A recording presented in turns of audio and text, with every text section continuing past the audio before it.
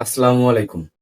সংবাদ মাধ্যমগুলোর দাবি অনুযায়ী নেইমারকে যদি কার্লো আনচেলত্তি দলে নিতে চায় তাহলে যে কোনো দুইজনের ভেতরে একজনকে বাদ দিতে হবে। এই দুইজন কে কে? একজন হচ্ছেন জাও পেদ্রো, আরেকজন হচ্ছেন সেন্টার মিডফিল্ডার আন্দ্রে সান্ত্রোস।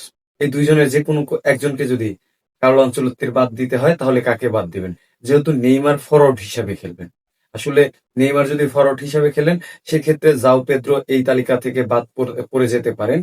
আন্দ্রে সান্ত্রোসকে আসলে বাদ দেওয়ার আমি কারণ দেখি না। এর কারণ হচ্ছে এই ছেলেটার আসলে পোটেনশিয়ালিটি আছে। জাও পেদ্রোর যে পোটেনশিয়ালিটি নাই সেটিও আমি বলতে চাই না। তারও পোটেনশিয়ালিটি আছে, কিন্তু যেহেতু সামনে আরেকটা বিশ্বকাপ নিয়ে কার্লো আনচেলত্তি প্ল্যান করবে, সেক্ষেত্রে মিডফিল্ডে হয়তো ক্যাসিমিরো পরের বিশ্বকাপে থাকবে না, তাই হয়তো অ্যান্দ্রো সান্তোসের থাকাটা আমার মনে হয় যে খুবই গুরুত্বপূর্ণ বিষয়, এবং হয়তো এটাই করবেন কার্লো আনচেলত্তি। আর জাও পেদ্রো এবং ফ্ল্যামিঙ্গোর যে পেদ্রো আছে, এই দুইজনের যে কোনো একজনের ভিতরে একজনও থাকতে পারে। এক্ষেত্রেও হয়তো জাও পেদ্রো থাকলে হয়তো ফ্ল্যামিঙ্গোর পেদ্রো থাকবে না। আবার দুইজনে নাও থাকতে পারেন। আসলে নেইমারকে নেয়ার ক্ষেত্রে আসলে যে কাউকে বাদ দিতে পারে সেটা নিয়ে আসলে ব্রাজিল ভক্ত প্লাস যারা ফুটবলটা ভালোবাসে তারা হয়তো কেউ দ্বিমত করবে না। নেইমারের জন্য যে কোনো কিছু হতে পারে, সেটা হতে পারে পেদ্রো বা অ্যান্দ্রে সান্তোস কিংবা ফ্লেমিঙ্গোর পেদ্রো, যাকেই বাদ দেওয়া হয় না কেন তাতে আমার মনে হয় না খুব একটা মানে ক্ষতি হবে। যেহেতু অ্যাটাকিংটা ব্রাজিলের খুবই ভালো আছে। যদি নেইমার যুক্ত হয় তাহলে Matheus Cunha, Neymar, Raphinha, Endrick, Igor Thiago থাকার কথা এবং ভিনিসিয়াস জুনিয়র।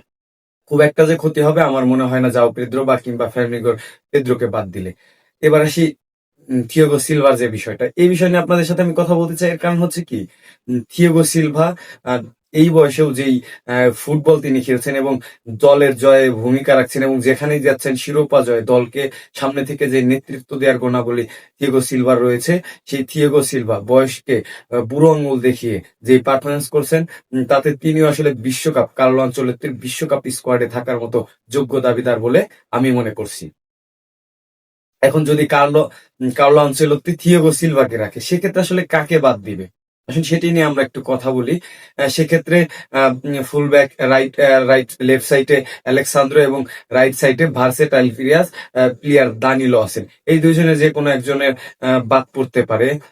সেক্ষেত্রে আমার মনে হয় যে দানিলোকে বাদ দেওয়ার ক্ষেত্রে ব্রাজিল সমর্থক বা যারা একটু ফুটবলটা দেখে তারা হয়তো দানিলোকে বাদ দেওয়ার জন্য অকপটে স্বীকার করবেন এবং খুব খুব করে চাইবেন এই বিশ্বকাপ স্কোয়াডটাকে অভিজ্ঞতার মিশেল এবং বিশ্বকাপে ক্যাপ্টেন্সি করার যে অভিজ্ঞতা রয়েছে সেই থিয়াগো সিলভা আসলে ব্রাজিলের বিশ্বকাপে যুক্ত হোক। এর আরেকটা কারণ হচ্ছে ব্রাজিলের মোটামুটি গ্যাব্রিয়েল মাগালেস এবং মার্কিনোস আপনারা জানেন যে স্টার্ট করবেন এবং রাইট সাইডে ওয়েসলি আছেন, ভ্যাডনারসন আছেন, কিন্তু ওই জায়গাটায় একটা অভাব হয়তো আমরা অভাব হয়তো পূরণ হবে না। সেটা হচ্ছে যদি এটার মিলটাও থাকতো তাহলে হয়তো ব্রাজিলের এই দলটার জন্য ভালো হতো। সর্বশেষ একটা কথা বলা যায়, যদি অ্যালেক্সান্দ্রোকে রেখেও ডানিলোকে বাদ দেওয়া যায়, আমার মনে হয় না যে আপনি আমার সাথে দ্বিমত করতে পারবেন এই বিষয়টা নিয়ে। আপনার মন্তব্য মতামত কমেন্ট সেকশনে আশা করছি। নেইমার এবং থিয়াগো সিলভাকে ব্রাজিল দলের স্কোয়াডে যদি কার্লো আনচেলত্তি যুক্ত করেন তাহলে স্কোয়াডটার ভারসাম্য পূর্ণতা পায় কিনা অবশ্যই জানাবেন। পরবর্তী ভিডিও দেখার জন্য আমন্ত্রণ জানিয়ে এই ভিডিও এখানেই শেষ করছি। আল্লাহ হাফেজ।